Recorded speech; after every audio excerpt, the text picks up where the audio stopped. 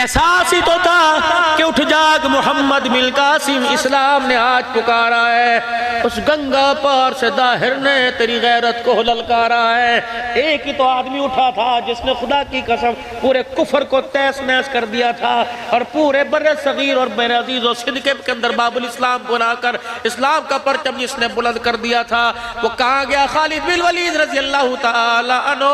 اللہ اکبر! جب میرے عزیز و خالد بن ولید جرمٹ کے اندر پھنسا تھا تو بیوی اللہ کی قسم نقاب کے اندر اس کی مدد کے لیے آ گئی تھی، لیکن آئری میری بدنصیبی، میرے تو گھر کو گھر ہی سے آگ لگ چکی، دل کے پھپھولے جل گئے سینے کے داغ سے، اس گھر کو آگ لگ گئی گھر کے چراغ سے، جسے میں لال جوڑا پہنا کے لایا تھا، جسے قرآن کے سائے میں لایا تھا، جسے کنگن پہنا کر سونے چاندی میں لاد کے لایا تھا، مجھے کیا پتا میری یہی گھر والی میرے گھر کو جہنم بنانے کا سبب بنے گی، میری اولاد کو نافرمان بنانے کا سبب بنے گی۔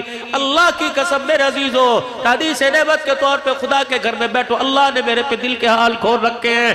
مجھے مولانا ارشاد صاحب دارالعلوم کبیر والے سفر پہ لے کے بیٹھ گئے، سفر پہ تھے، کہنے لگے عبداللہ رونے کی وجہ بتا، تقریر کے اندر کیوں روتا ہے؟ میرے کہا خدا پاک کی قسم میں چہرے نہیں دیکھتا، لوگوں کے دلوں پہ نظر پڑتی ہے، میں رو نہ تو کیا کروں؟ کوئی بیوی کا ستایا ہوا، کوئی اولاد کا ستایا ہوا، کسی کی بیٹی ننگے سروں کے اس کے سامنے آ گئی، کس کے بیٹے نیو مونچھے مروڑ کے اپنے باپ کو دیکھ لیا۔ میں نے پڑھا نہیں، لیکن ایک بہت بڑے اللہ والے سے سنا کہ عبدالحنان نوجوانوں کو داڑھی بڑھاؤ مونچھے کٹاؤ، خبردار مونچھوں کو یوں تاؤ نہ دیا کرے۔ نبی علیہ السلام نے فرمایا کیونکہ ہمارا تعلق وائٹ ہاؤس سے نہیں، ہمارا تعلق اسلام آباد کے اسمبلی سے نہیں، ہمارا امتیوں کا تعلق گنبد خضرا سے ہے۔ رحمت عالم نے فرمایا جو یوں کر کے مونچھے مروڑتا تکبر میں، وہ مونچھوں کو نہیں مروڑتا بلکہ میں محمد کی گردن کو پکڑ کے مروڑ دیتا ہے۔ اللہ کے واسطے مسلمانوں داڑھی بڑھاؤ، داڑھی بڑھاؤ۔ خدایا کی قسم مجھے بتاؤ، ننگا ہو کے ماں باپ کے سامنے نہیں جاتا، چہرہ ننگا کر کے آمنہ کے لال کے سامنے کیسے جائے گا؟ او میرا بھائی، یہ کلچر مجھے مدینے نے دیا، مدینے والے سے ملا ہے، یہ کلچر مدینے والے کو خدا نے دیا ہے۔ اگر یہ چہرہ پسند نہ ہوتا تو اللہ اپنے محبوب کے چہرے پر داڑھی سجا کر عرش بری کا مہمان نہ بناتا۔ حاملین عرش جنہوں نے اللہ کے عرش کے ستون کو پکڑ رکھا ہے، جب رحمت عالم ان سے اونچ پر پرواز کر کے مالک کائنات سے ملنے کے لیے گئے تو فرشتوں نے حضور کے چہرے پہ داڑھی دیکھ کے کہا سبحانک، کتنی پاک ذات ہے جس نے محمد کے چہرے پہ داڑھی کو سجا دیا۔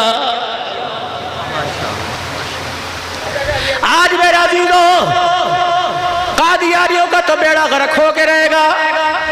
جس طرح تم سبحان اللہ الحمدللہ کی تسبیح پڑھتے ہو، اتنا روزانہ تمہیں 100 دانے پر قادیانیوں پہ لعنت بے شمار پڑھ کے بھی ایک پڑھا کرو۔ خدا کی قسم ہے سبحان اللہ کہنے سے خدا راضی ہوگا، قادیانیوں پر لعنت بھیجنے سے روزے والا مصطفیٰ راضی ہوگا۔ تو میرے ہاتھ سے آج اللہ کے ہاتھ میں بیعت کرو۔ عبدالحنان کہہ رہا ہے آج بیعت کرو، جہاں جہاں ختم نبوت کانفرنس کا انعقاد ہو، دیہاتوں میں، مضافات میں، شہروں میں، خدایا کرو چھوٹے چھوٹے بچوں کو کندھے پر اٹھا کے لایا کرو، دنیا والوں کو بتا دو کہ ختم نبوت پر ہمارا دودھ پیتا بچہ بھی قربان ہے۔